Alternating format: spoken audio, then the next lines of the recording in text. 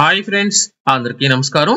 తెలంగాణ ప్రభుత్వం ఇందిరమ్మ ఇల్లు ఈ పథకానికి సంబంధించి మరొకసారి తాజాగా అర్హతలు అనేది విడుదల చేయడం జరిగింది.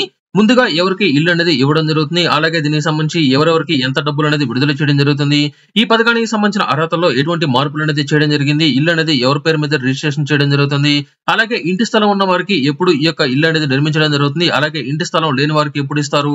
అలాగే రేషన్ కార్డు ఉన్న వారికి ఈ యొక్క పథకాన్ని ఇస్తారా ఇవ్వరా, ఒకవేళ రేషన్ కార్డు అనేది లేకపోయినట్లయితే ఏం చేయాలనే దానికి సంబంధించిన పూర్తి సమాచారం ఇప్పుడు నేను మీకైతే తెలియజేస్తాను.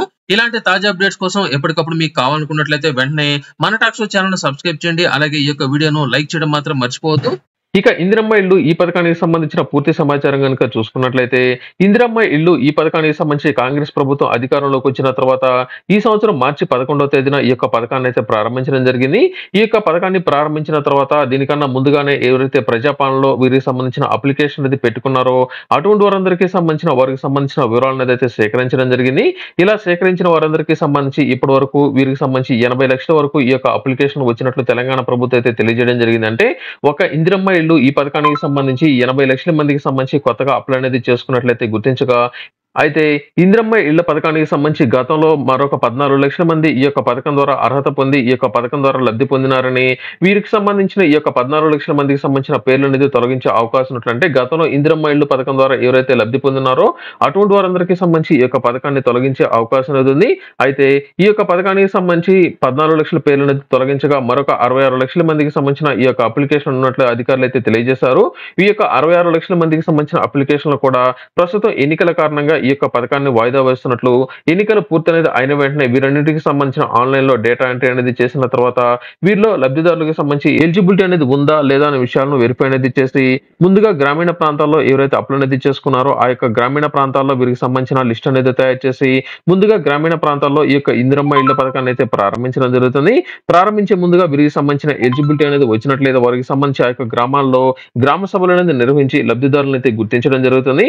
ఈ యొక్క ఎన్నికల పూర్తి అనేది అయిన వెంటనే వీరికి సంబంధించిన ఈ యొక్క ప్రాసెస్ అనేది స్టార్ట్ అనేది చేసిన తర్వాత, అలాగే వీరికి సంబంధించిన వెరిఫికేషన్ అలాగే ఫైనల్ లిస్ట్ అనేది రావడం కోసం ఎన్నికలు పూర్తయిన తర్వాత మరొక 3 లేదా 4 నెలల సమయం అనేది పడుతుంది. కాబట్టి అంటే మనకు ఈ యొక్క సంవత్సరానికి సంబంధించిన చివరాఖరులో ఈ యొక్క పథకానికి సంబంధించిన ఇందిరమ్మ ఇళ్ల పథకానికి సంబంధించిన లబ్ధిదారులకు ఇళ్ల పట్టాలు అనేది అందజేయడంతో పాటు వారందరికీ సంబంధించి ఇళ్ల నిర్మాణ పనులు అయితే ప్రారంభించడం జరుగుతుంది. ముందుగా మనకు ఇందిరమ్మ ఇల్లు ఈ పథకానికి సంబంధించి తెలంగాణ ప్రభుత్వం గతంలోనే దీనికి సంబంధించిన రిజిస్ట్రేషన్ అయితే చేయడం జరిగింది. ఈ రిజిస్ట్రేషన్ కనుక చూసుకున్నట్లయితే ప్రజాపాలనలో తప్పనిసరిగా ప్రతి ఒక్కరూ రిజిస్ట్రేషన్ అయితే ముందుగా చేసుకుని ఉండాల్సి ఉంటుంది. అది కూడా ఎవరు రిజిస్ట్రేషన్ చేసుకోవాలంటే మహిళ పేరుతో ఈ యొక్క ఇందిరమ్మ ఇళ్లకు సంబంధించిన పట్టాలు అనేది అందజేస్తారు. కాబట్టి ముందుగా ఎవరైతే మహిళలు ఉన్నారో వారికి మాత్రమే ఈ యొక్క పథకాన్ని అయితే శాంక్షన్ అయితే చేయడం జరుగుతుంది. అంటే ముందుగా మనకు తెలంగాణ ప్రభుత్వం ఏం చేసిందంటే ప్రతి ఒక్క లబ్ధిదారుడికి సంబంధించి ఎవరికైతే రేషన్ కార్డు కలిగి ఉన్నారో అటువంటి వారందరికీ ఇందిరమ్మ ఇళ్ల పథకాన్ని అనేది శాంక్షన్ చేయాలని ముందుగా నిర్ణయించడం జరిగింది. ఈ పథకానికి సంబంధించి ప్రజాపాలనలో రిజిస్ట్రేషన్ చేసుకునే సమయంలో చాలా మంది ఏం చేశారంటే దరఖాస్తుదారుడికి సంబంధించిన వివరాలు రిజిస్ట్రేషన్ చేసే సమయంలో ఇంటి యజమాని పేరు ఏం చేశారంటే మగవారి పేరు మీద రిజిస్ట్రేషన్ అయితే చేయడం జరిగింది. ఇలా రిజిస్ట్రేషన్ చేసుకున్న వారికి ఈ యొక్క పథకం వస్తుందా అని కొంతమంది అయితే అడగడం జరిగింది. తప్పనిసరిగా వస్తుంది. అది ఎవరికి వస్తుందంటే ఇక్కడ మీరు చూసుకున్నట్లయితే దరఖాస్తుదారుడికి సంబంధించిన వివరాల్లో దరఖాస్తుదారుడికి సంబంధించి ఇంటి యజమాని పేరు అయితే రిజిస్ట్రేషన్ చేయడం జరిగింది. తప్పనిసరిగా అందరూ మగవారి పేరు మీద రిజిస్ట్రేషన్ అయితే చేశారు. ఇక మీదట ఎవరైతే రిజిస్ట్రేషన్ చేస్తున్నారో అటువంటి వారందరికీ సంబంధించి కుటుంబంలో ఎవరి పేరు అయితే మహిళ పేరు ఉందో వారి పేరు మీద అయితే రిజిస్ట్రేషన్ చేసుకోండి. ఎందుకంటే మహిళలకే ఆల్మోస్ట్ ఈ యొక్క తెలంగాణ ప్రభుత్వం పథకాలు అనేది ఇస్తుంది కాబట్టి వారికి వెరిఫికేషన్ అనేది చాలా ఈజీగా అవుతుంది. ఎవరైతే మగవారి పేరు మీద రిజిస్ట్రేషన్ చేసుకున్నారో వారికి కూడా పేమెంట్ అనేది వారికి కూడా ఈ యొక్క పథకాన్ని అయితే ఇస్తారు. ఎందుకంటే మనకు ఈ యొక్క రేషన్ కార్డుకి సంబంధించి కుటుంబంలో మహిళ పేరు కనుక ఉన్నట్లయితే వారికి కూడా ఇస్తారు. ఇక్కడ చూసుకున్నట్లయితే స్త్రీ లేదా పురుషుడు అలాగే ఎస్సీ ఎస్టీ బీసీ మైనార్టీ ఇతర కమ్యూనిటీకి సంబంధించి వారికి సంబంధించిన పుట్టిన పేరు ఆధార్ కార్డు వివరాలు రేషన్ కార్డు తప్పనిసరిగా ఉండాల్సి ఉంటుంది. రేషన్ కార్డు ఎవరికైతే కలిగి ఉన్నారో వారికి మాత్రమే ఇందిరమ్మ ఇళ్ల పథకాన్ని శాంక్షన్ చేయాలని తెలంగాణ ప్రభుత్వం అయితే నిర్ణయించడం జరిగింది. ఇందులో మీకు సంబంధించి ఎటువంటి వృత్తి అనేది చేస్తున్నారు. ముఖ్యంగా చూసుకున్నట్లయితే కుటుంబ సభ్యుల వివరాల దగ్గర తప్పనిసరిగా మీ రేషన్ కార్డులో ఎవరి పేర్లు అయితే ఉన్నాయో వారందరికీ సంబంధించిన పేర్లు వారికి సంబంధించిన ఆధార్ నంబర్లు ఎక్కడైతే ఎంటర్ చేయాలి. ఆ తర్వాత ఏం చేయాలంటే ఇక్కడ ఇందిరమ్మ ఇళ్ల పథకానికి సంబంధించి మీరు రిజిస్ట్రేషన్ చేసుకునే సమయంలో ఇక్కడ ఏదైతే వివరాలు ఉన్నాయో అన్ని వివరాలు తప్పనిసరిగా మీరైతే రిజిస్ట్రేషన్ అయితే చేయాల్సి ఉంటుంది.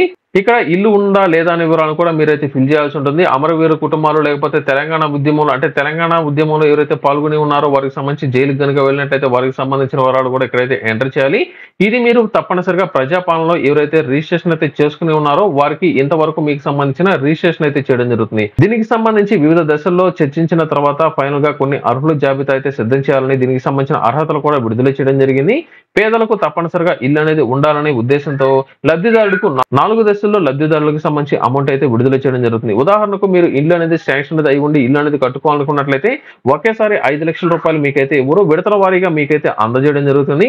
అది కూడా మీరు రిజిస్ట్రేషన్ చేసే సమయంలో మీకు సంబంధించి బ్యాంక్ అకౌంట్ కి ఆధార్ నంబర్ లింక్ అనేది అయి ఉంటుంది కాబట్టి మీ ఆధార్ కార్డు బేస్ చేసుకుని ఈకేవైసీ అంటే ఎన్పిసి అనేది ఎవరైతే చేసుకుని ఉన్నారో వారందరికీ పేమెంట్ అనేది డైరెక్ట్ గా మీ యొక్క బ్యాంక్ అకౌంట్ కు విడతల వారీగా 5 లక్షల రూపాయలు మీకైతే రావడం జరుగుతుంది. దీనికి సంబంధించి మరొక అప్డేట్ ఏమిటంటే ఇప్పటి వరకు ఎవరైతే ప్రజాపాలనలో రిజిస్ట్రేషన్ చేసుకుని ఉన్నారో వారందరికీ సంబంధించి వివిధ దశల్లో దరఖాస్తులు అనేది వెరిఫికేషన్ అనేది చేసి లబ్ధిదారులు ఎంపిక చేయబోతున్నట్లు సమాచారం ఇవ్వగా దీనికి సంబంధించి ఎన్ని ప్రాంతాల్లో ఎన్ని ఇల్లు అనేది నిర్మిస్తారో కనుక చూసుకున్నట్లయితే ఈ సంవత్సరం మొత్తం మీద అంటే ఈ 2024 సంవత్సరం మొత్తం మీద 4,50,000 ఇల్లు మాత్రమే తెలంగాణ ప్రభుత్వం ముందుగా నిర్మించాలని అయితే నిర్ణయించడం జరిగింది. ప్రతి అసెంబ్లీ నియోజకవర్గంలో టోటల్ గా 3,500 ఇల్లు నిర్మించాలని టోటల్ గా రాష్ట్ర వ్యాప్తంగా 119 అసెంబ్లీ నియోజకవర్గాల్లో 4,16,500 ఇల్లును కేటాయించడం జరుగుతుంది. మిగిలిన 33,500 ఇళ్లను రాష్ట్రం రిజర్వ్ కోటా కింద ఉంచాలని అయితే నిర్ణయించడం జరిగింది.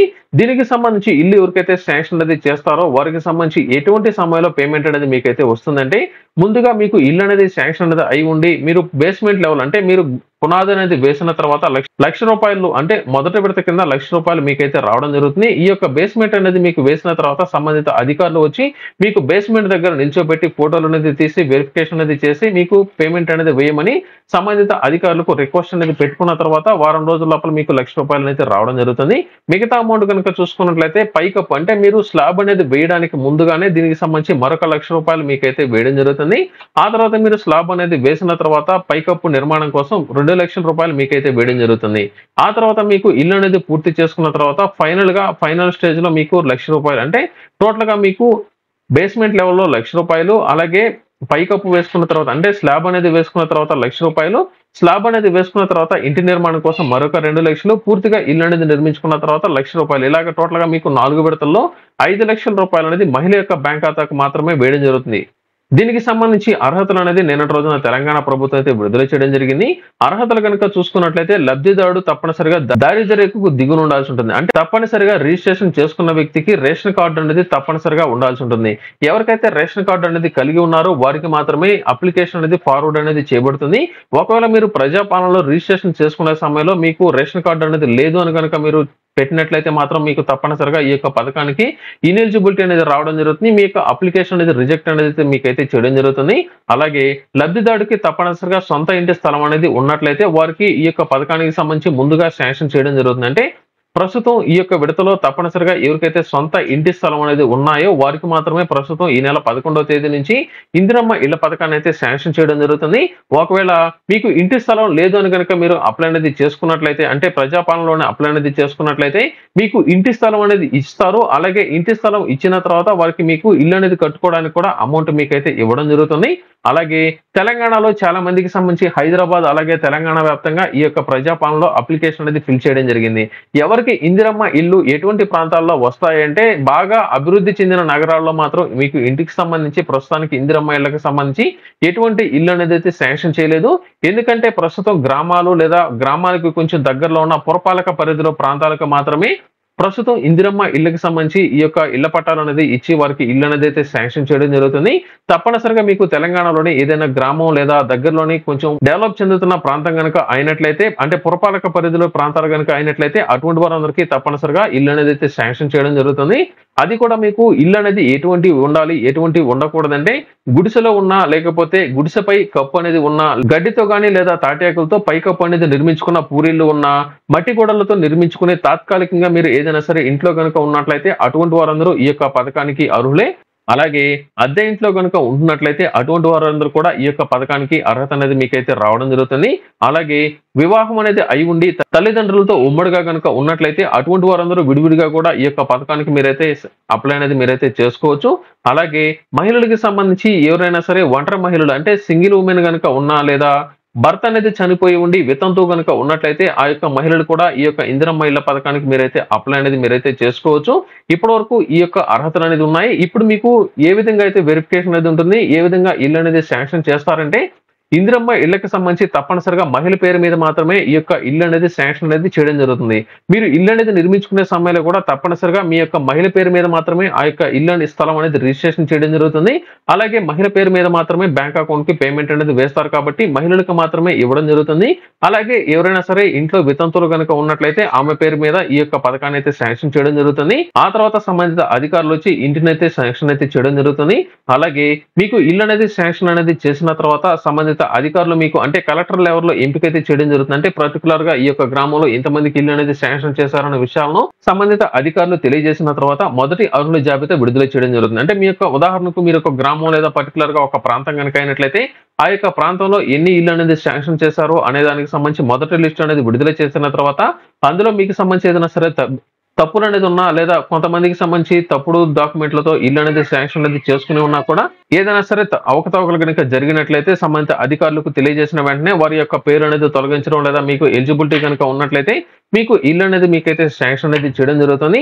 ఆ తర్వాత ఫైనల్ గా దీనికి సంబంధించి ఎంపిక అంటే దీనికి సంబంధించి ఫైనల్ గా ఎలిజిబిలిటీ లిస్ట్ అనేది విడుదల చేయడం జరుగుతుంది. గ్రామ సభల్లో తప్పనిసరిగా ఈ యొక్క ఫైనల్ ఎలిజిబిలిటీ లిస్ట్ అనేది ఉంచుతారు. అలాగే ఇల్లు అనేది ఎంత మేర నిర్మించుకోవాలి, ఆ యొక్క ఇంట్లో ఎటువంటి రూములు అనేది ఉండాలంటే తప్పనిసరిగా 5 లక్షల రూపాయల లోపల ఇల్లు అనేది ఇస్తున్నారు కాబట్టి 400 చదరపు అడుగుల్లో ఇంటి నిర్మాణం అనేది తప్పనిసరిగా మీరైతే చేసుకుని ఉండాల్సి ఉంటుంది. అలాగే తప్పనిసరిగా వంటగది అలాగే బాత్రూమ్ అనేది తప్పనిసరిగా ఉండాల్సి ఉంటుంది. ఈ విధంగా మీరైతే అప్లై అనేది చేసుకోవాల్సి ఉంటుంది. ఇందులో ముఖ్యంగా మరొక అప్డేట్ ఏంటంటే మాకు రేషన్ కార్డు అనేది లేవు, ఈ యొక్క పథకానికి ఎలా అప్లై చేసుకోవాలంటే ప్రస్తుతం చాలా మందికి సంబంధించి రేషన్ కార్డు అనేది అప్లై అనేది చేసుకున్నారు. వారందరికీ సంబంధించి త్వరలోనే రేషన్ కార్డు అనేది శాంక్షన్ చేయబోతున్నట్లు రేషన్ కార్డులు వచ్చిన వెంటనే మీకు సంబంధించి ప్రజాపాలనలో మీకు సంబంధించిన అప్లికేషన్ కి లింక్ అనేది చేయడం జరుగుతుంది. మీకు రేషన్ కార్డు అనేది ఇంకా రాకపోయినట్లయితే వెంటనే మీరు ప్రజాపాలనలో కొత్తగా అప్లై అనేది చేసుకున్నా కూడా మీకు ప్రస్తుతం వెరిఫికేషన్ అయితే చేస్తున్నారు. ఈ యొక్క వెరిఫికేషన్ పూర్తి అనేది అయిన వెంటనే ప్రజాపాలనలో తప్పనిసరిగా అందరికీ రేషన్ కార్డులు అయితే శాంక్షన్ చేయడం జరుగుతుంది. ఈ నెల 11వ తేదీన మాత్రం ఇందిరమ్మ ఇళ్ల పథకాన్ని అయితే ప్రారంభించడం జరుగుతుంది. ఎలిజిబిలిటీ కనుక ఉన్నట్లయితే తప్పనిసరిగా మీకు ప్రతి ఒక్కరు అంటే రేషన్ కార్డు ఉన్న ప్రతి ఒక్కరు ఈ యొక్క పథకానికి మీరైతే అప్లై అనేది చేసుకోవడం మాత్రం మర్చిపోవద్దు.